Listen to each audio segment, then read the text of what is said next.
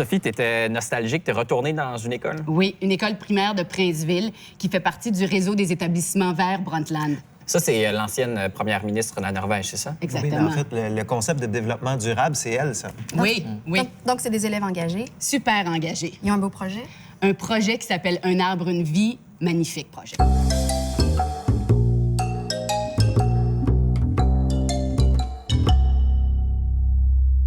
Pour financer leurs activités scolaires, les élèves de l'École Sacré-Cœur de Princeville ne vendent pas du chocolat.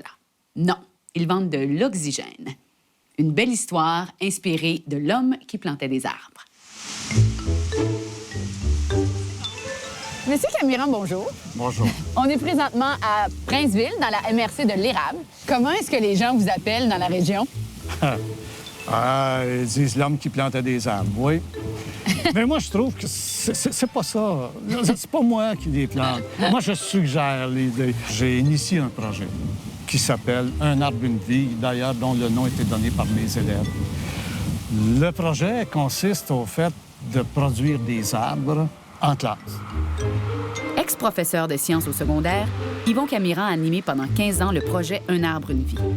Il s'en occupe maintenant à temps partiel, mais son projet continue de produire près de 10 000 arbres par année dans les 30 écoles participantes. Une de ses anciennes élèves, Marie-Pierre Cormier, prend le relais auprès d'une nouvelle génération d'élèves. C'est une nouvelle technique. Hein, Jacob? T'as trouvé la meilleure technique? Moi, ce projet-là, il m'a donné des ailes.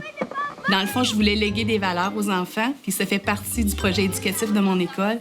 Donc, c'est facile pour moi d'intégrer ça à mon enseignement. Chaque année, ils sont toujours très, très enthousiastes et ils veulent participer. J'ai toujours l'unanimité sur ce projet-là parce que ça leur permet de bouger, de sortir de l'école, puis d'être actifs dans leurs apprentissages. En effet, ce sont les enfants qui font le travail. À l'automne, ils ramassent les glands qu'ils entreposent pour l'hiver. Ils les font germer en janvier, puis les mettent en terre dans des pots en février. Après la relâche de mars, de petites pousses apparaissent. En juin, on expose graduellement à la lumière du jour les arbrisseaux qui sont maintenant prêts à affronter l'extérieur.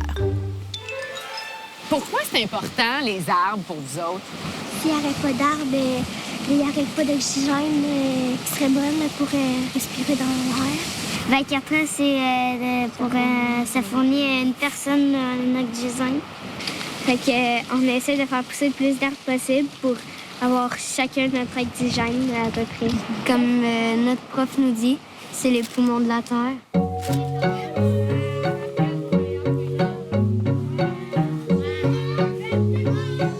Qu'est-ce que c'est la relation entre les humains et les arbres? L'arbre peut vivre sans l'humain. L'humain ne peut pas vivre sans l'arbre. L'arbre absorbe le dioxyde de carbone, qu'on appelle gaz carbonique communément, pour se nourrir. Il redistribue le O2, l'oxygène, dans le fond, que l'humain a besoin. C'est pour ça qu'on dit que les forêts sont les poumons de la Terre. Il joue un rôle important, d'autant plus qu'on est dans les gaz à effet de serre, là. Et c'est le problème du siècle. Les scientifiques sont alarmistes, mais nous, ce qu'on veut avec les enfants, c'est leur laisser de l'espoir, puis le message qu'il y a quelque chose à faire, puis chaque petit geste compte. Pour eux autres, c'est important. Ils se sentent impliqués, ils se sentent faisant partie de leur communauté, ils deviennent des citoyens responsables, ils veulent s'impliquer, ils veulent changer les choses. 21, 22, 23, 24, 25, 26, 2. Il y en a assez pour que tout le monde en ait 2. Je l'ai dit qu'il y en a plus que 2. Qu'est-ce que vous faites à la fin de l'année quand chaque élève a 4 arbres, c'est ça? Oui. Qu'est-ce qui arrive à ce moment-là? Il y a un des arbres qui est donné en cadeau aux enfants pour offrir à leur papa lors de la fête des papas. J'ai un beau petit texte qui accompagne aussi l'arbre et qui explique qu'un papa, c'est rassurant comme un grand arbre. Et qu'est-ce que vous faites avec les arbres en surplus? Les arbres qui nous resteront de cette année seront vendus pour des activités d'élèves ou pour aussi acheter le matériel pour l'année prochaine, pour une prochaine plantation. Il y a des organismes qui en achètent pour faire de leurs activités zéro carbone.